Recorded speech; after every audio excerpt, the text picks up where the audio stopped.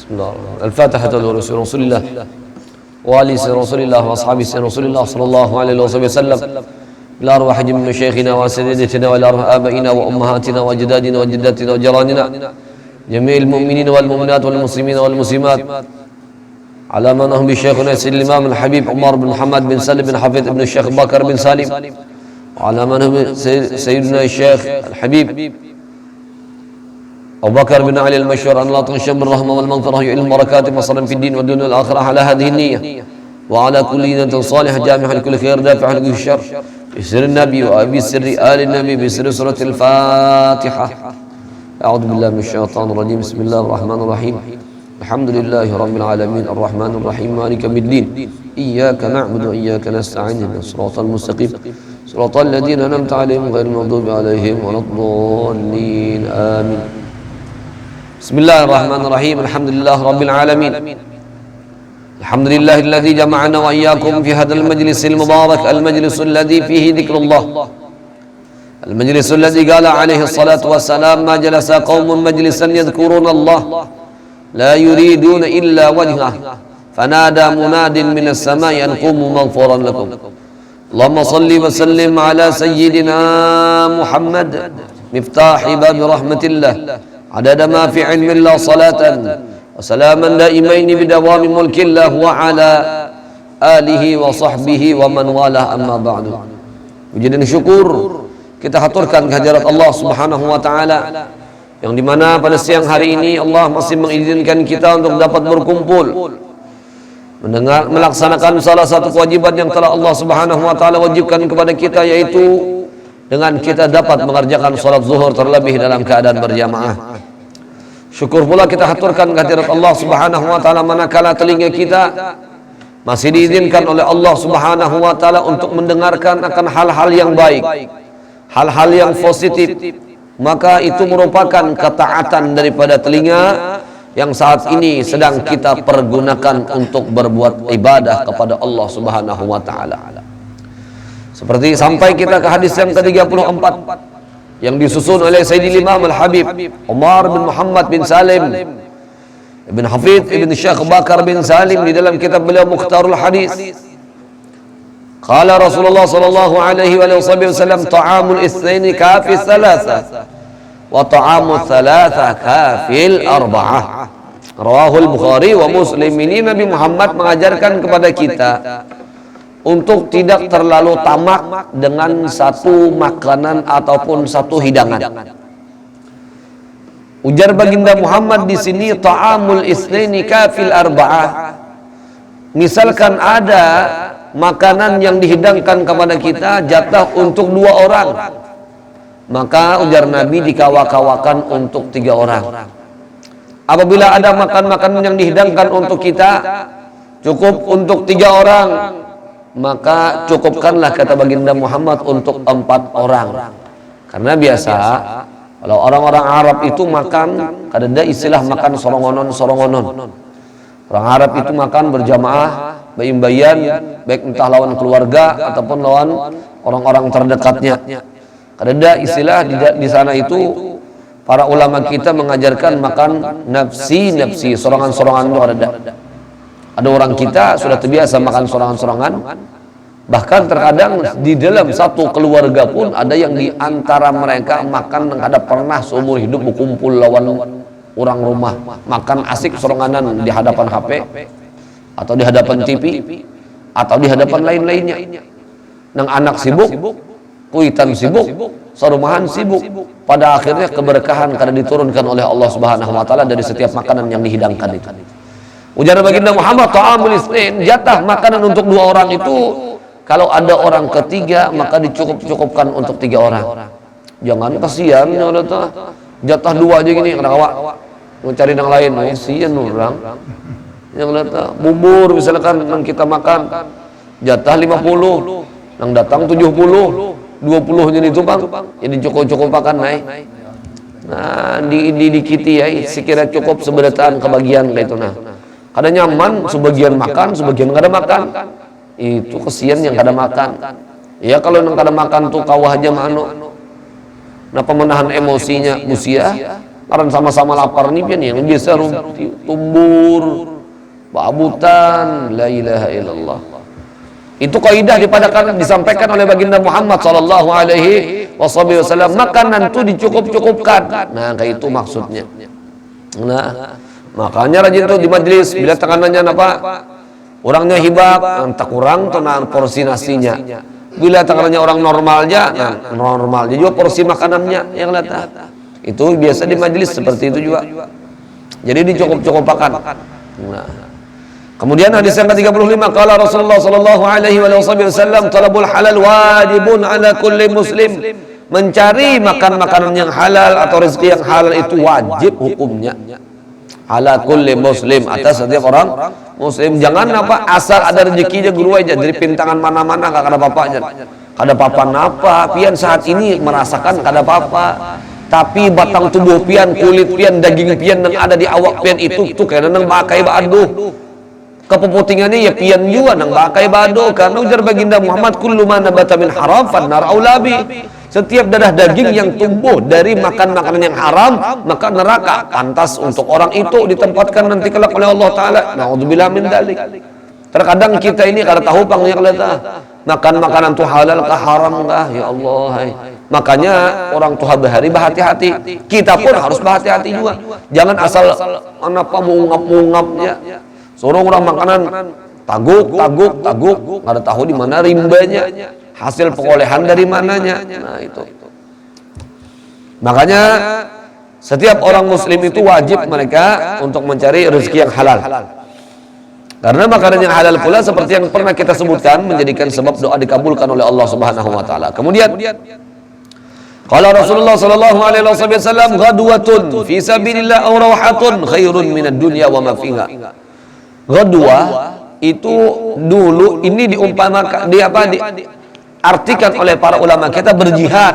Bila kita keluar berjihad di jalan Allah Subhanahu wa taala pagi ataupun sore hari kita keluar untuk jihad, maka pahala jihad itu lebih baik daripada dunia dan seisi-isinya. Tapi sekarang kata para ulama, jihad itu sekarang sudah hampir tidak ada. Sangat jarang ada tapi sangat jarang adanya. Lalu nanti apa? Makna hadis ini apakah tetap terus berlaku? Tetap. Jihad dalam segi menuntut ilmu itu jihad juga ngarannya. Pagi menuntut ilmu, siang, sore menuntut ilmu itu jihad juga.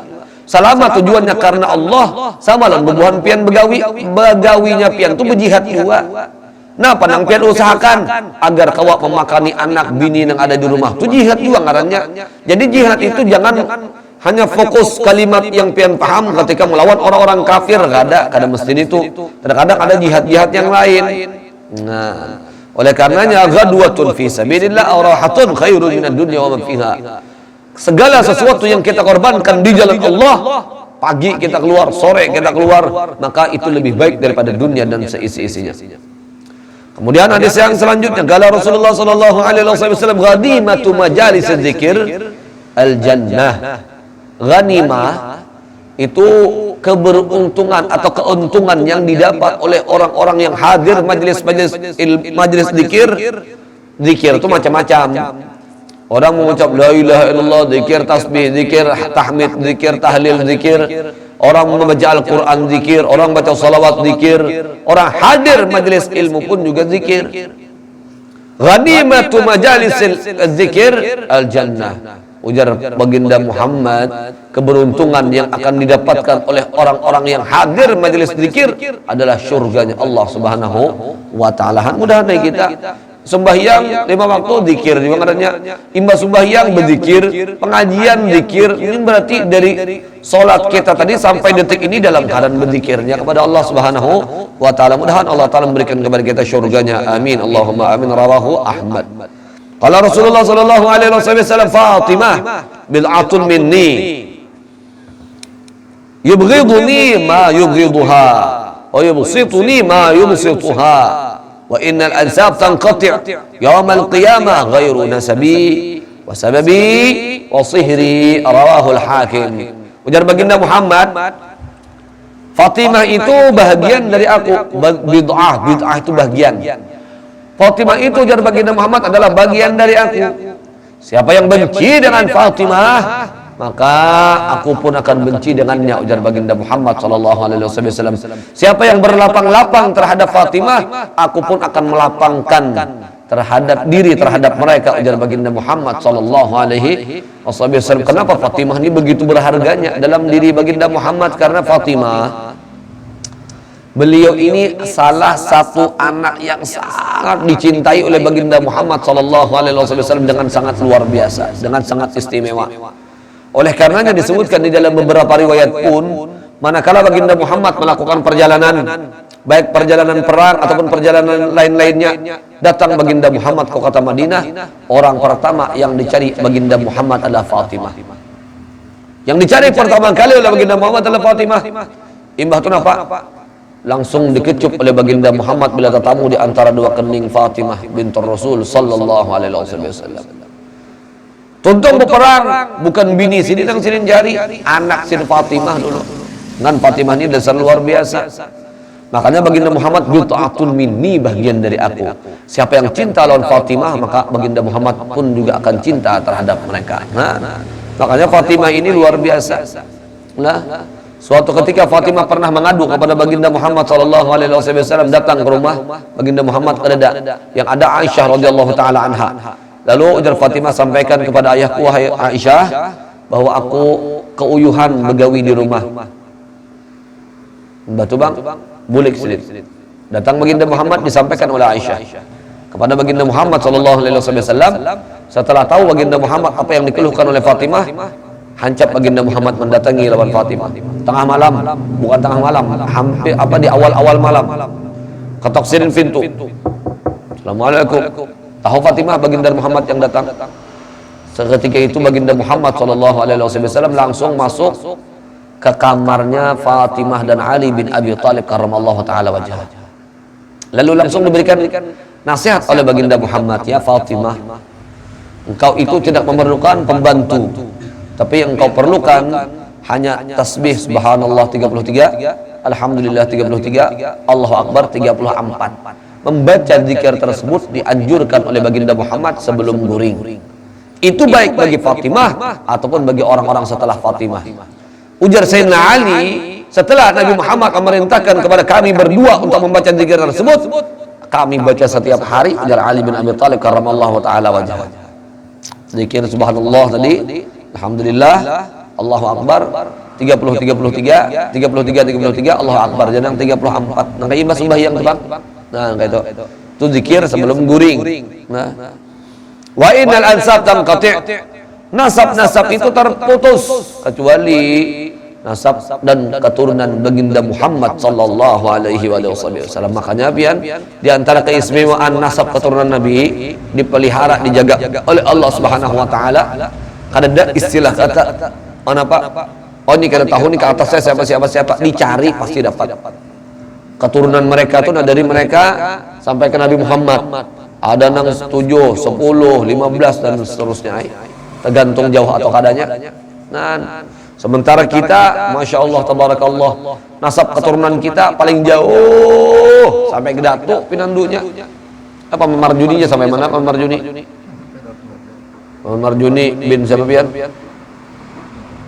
Pon bin Corong bin Syukur. Nah, ada tahu lagi. Mampu Marjuni, itu warnanya kai sampai kai aja. Dah tuh orang tahu lagi. Nah, ayo ada lu orang kita nang menjaga sanad nasab keturunan kita tuh nah sampai ke atas. Wah, urusau yo guru yang penting intinya sampai ke Nabi Adam juga. Bujur. Beratan sampai ke Nabi Adam. Tapi orang kita ini harus perlu juga mengetahui yang latahan. Oh, ini rupanya anda ini keturunan raja bang nah. Wah, misalkan oh anda ini keturunan anu jadi nah. Tapi misalnya kada hendak tahu itu kada apa-apa juga. Bahkan ada pernah dulu tuh orang ini penasaran ulun. Ustaz, coba pian nih ada amalan diberi oleh guru ulun amalan. Bila pian hendak tahu nasab keturunan pian sampai ke atas. Ujar kita apa? Diterima amalannya tapi kada diamalkan. Nah, kalau nang kada-kada benernya nang muncungulan timbul ujung-ujungnya bakal ku Habib pulang nih nang naudzubillah min dzalik. Bahaya, terkadang bahaya juga nang kayak itu. Karena kita kada tahu yang datang di mimpi itu siapa. Terkadang bujur ini amalan baik, zikir yang dibaca, tapi terkadang ada zikir yang membuat orang-orang yang dilaknat oleh Allah yang datang, bisa jadi. Nah, makanya orang-orang kita ini harus waspada juga. Terkadang karena mengamalkan anu nih keturunan si A, si B, si C, masya Allah, tabarakallah. Makanya hati-hati juga. Lebih baik dari kita syukuri yang ada aja. Kayak ini jadi sudah syukur aja. Biar kada tahu sampai ke Nabi Adam sana nggak ada apa-apa. Nah, tapi kalau para habaib, syarifah, habaib itu dijaga, dipelihara. Karena apa? Mereka itu keturunannya sangat-sangat dimuliakan. Orang kita pun harus memuliakan keturunan Nabi Muhammad sallallahu alaihi wasallam. Jangan sampai kita anggap biasa orang-orang seperti mereka. Kalau Rasulullah sallallahu alaihi wasallam ujar baginda Muhammad, farqun ma bainana wa bainal musyrikin al-amaim 'alal qana'is. Perbedaan antara kita ujar Nabi Muhammad dengan orang-orang musyrik adalah al-amaim. Ini nah, imamah. Makanya santri-santri Habib Umar itu rata-rata memakai lewat imamah nih, santri Habib Umar. Karena yang wajib dihafalkan mereka hadis ini. Ada di dalam hadis itu, di dalam disebutkan hadisnya yang kita ajarkan sekarang. Farquma bainana wa bainal musyrikin, perbedaan antara kita dengan orang musyrik itu adalah al-amaim.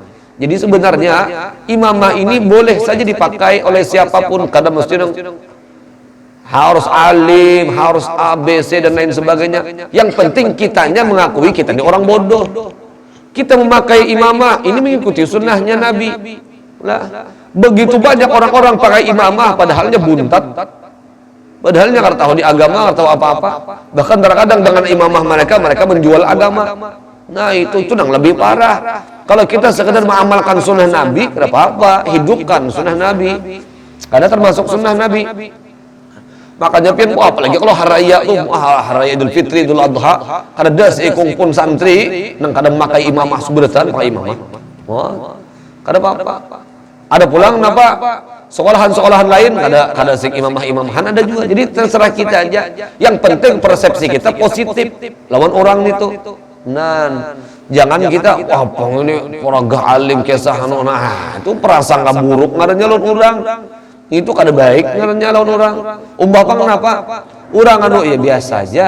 Orang kada makai ya kada apa-apa, kada jadi masalah. Jangan tapi dipermasalahkan. Lawan dia bilang kada mesti para ulama tuh makai imamah, kada mesti juga. Banyak para ulama-ulama kada pakai imamah, kealiman sirin sangat luar biasa. Nah, tapi mereka biasa-biasa aja. Masyaallah. Itu tergantung niat juga pang dalam hati ini kita memakai ini tujuannya untuk apa? Kalau tujuan kita untuk menipu orang, bunguli orang, nah ini yang dilarang. Nah, karena niatnya itu yang menjadi hal yang dipakai itu kada baik.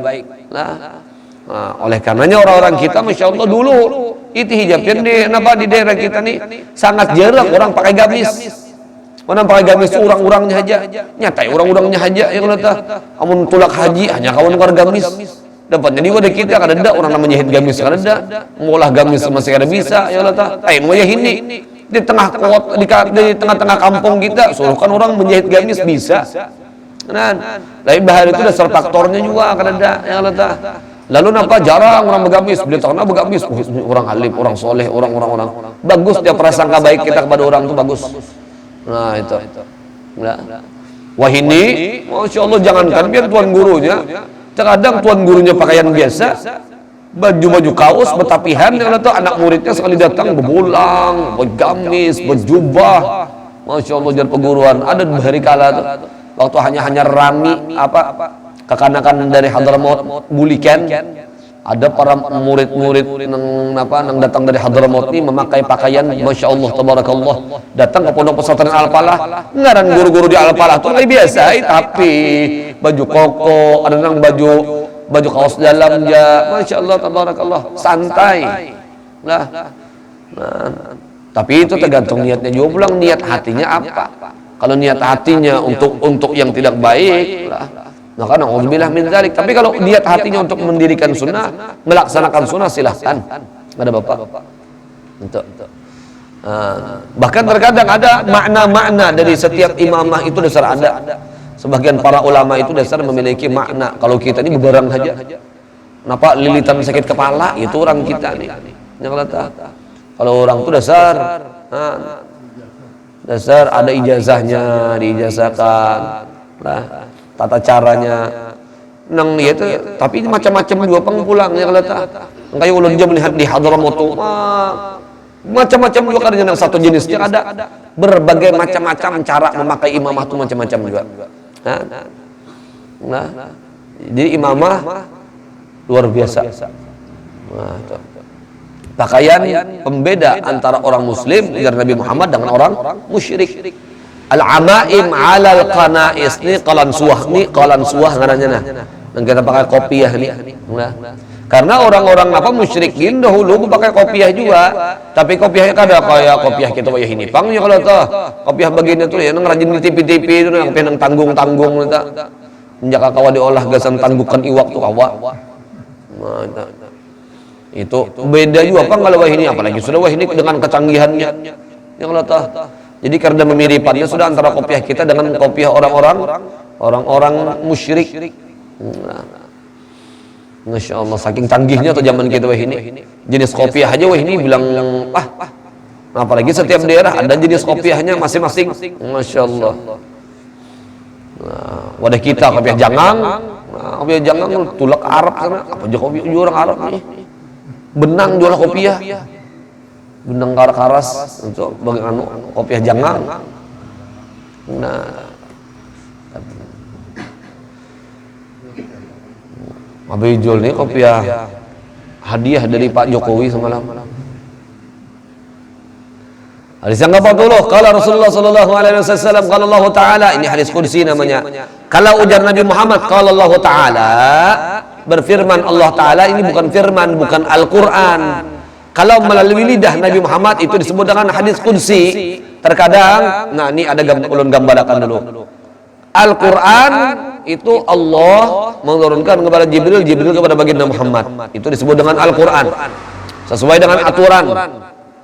Nah, ada pula Nabi Muhammad sallallahu alaihi wasallam mengatakan perkataan sidin. Itu disebut dengan hadis. Yang kata, ada pula terkadang Nabi Muhammad langsung dari Allah, menerima dari Allah, itu disebut dengan hadis qudsi.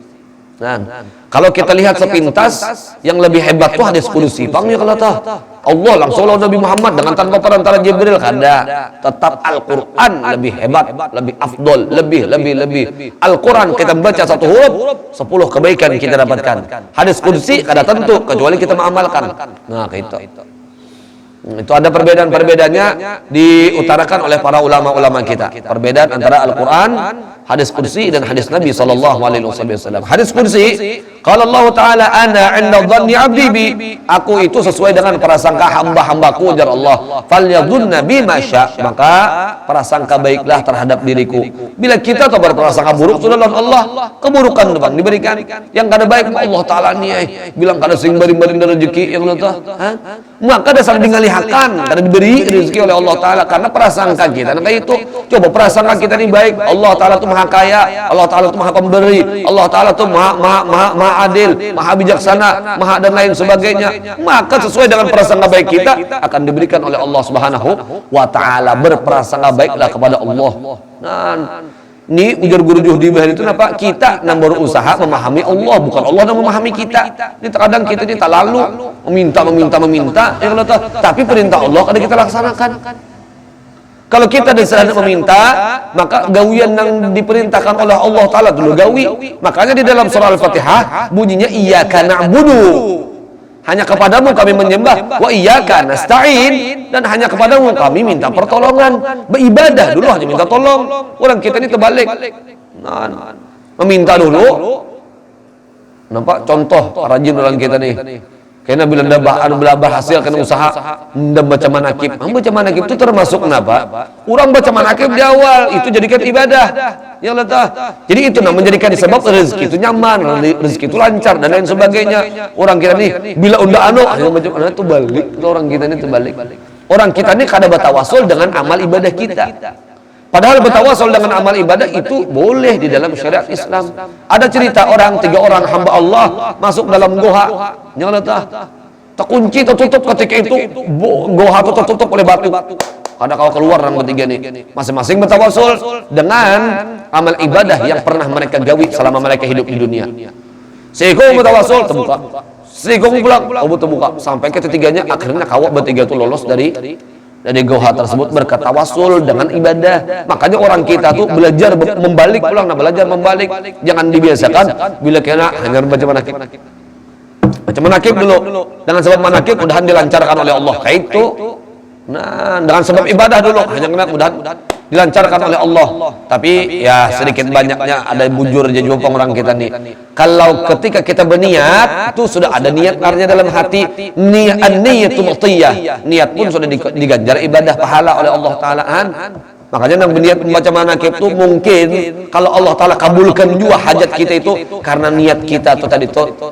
Karena niat baik kita bila hanya hendak melakukan ini itu dan lain sebagainya. Mungkin karena prasangka baik niat kita itu, nah itu yang dikatakan ibadah juga kepada Allah. Hanya kita meminta pertolongan kepada Allah Subhanahu wa Ta'ala. Makanya berprasangka baiklah kepada Allah, niscaya Allah akan memberikan apa yang sesuai dengan prasangka yang kita prasangkakan tersebut. Mudah-mudahan rezeki kita diluaskan oleh Allah, diberkahi oleh Allah, kita dipanjangkan umur dan disehatkan dan diafiatkan oleh Allah Subhanahu wa Ta'ala. Ini sudah 18 Ramadan, nah tinggal sedikit dia lagi. Orang-orang kita kadang-kadang kena 20, 20 kena kadang-kadang Selawi, Selawi kena kadang-kadang 29, 29 hanya raya. Tahun ini 29 aja kita. Nah, karena kalau kita 30 belain pulang nggak melulurang. Kalau 29 kira-kira tapi imbai aja insyaallah. Nah kalau tak, jadi mudah-mudahan tapi imbai aja juga pulang harus senang selisih itu lah. Insyaallah tabarakallah. Jadi mudah-mudahan kita seluruh amal ibadah yang kita kerjakan selama bulan Ramadan tahun ini diterima oleh Allah, dan mudah-mudahan kita diberikan kekuatan untuk tetap kawal beribadah di hari-hari yang selanjutnya. Sirrin Nabi wa ali Nabi Al-Fatihah. Alhamdulillah insyaallah. Iyyaka na'budu wa iyyaka nasta'in. Wa ta'ala ta'alim wa ta'ala. Amin ya Allah. Bismillahirrahmanirrahim. Alhamdulillahirabbil alamin. Allahumma shalli wa sallim ala sayyidina Muhammadin wa sallam Muhammad. Allahumma rabbana taqabbal minna innaka antas samiul alim wa tub alaina innaka antat tawwabur rahim. Allahumma rabbana taqabbal minna innaka antas samiul alim wa tub alaina innaka antat tawwabur rahim. Allahumma rabbana taqabbal minna innaka antas samiul alim wa tub alaina innaka antat tawwabur rahim. Sallallahu alaihi wasallam Muhammad wa alihi wasallam. Alhamdulillahirabbil alamin.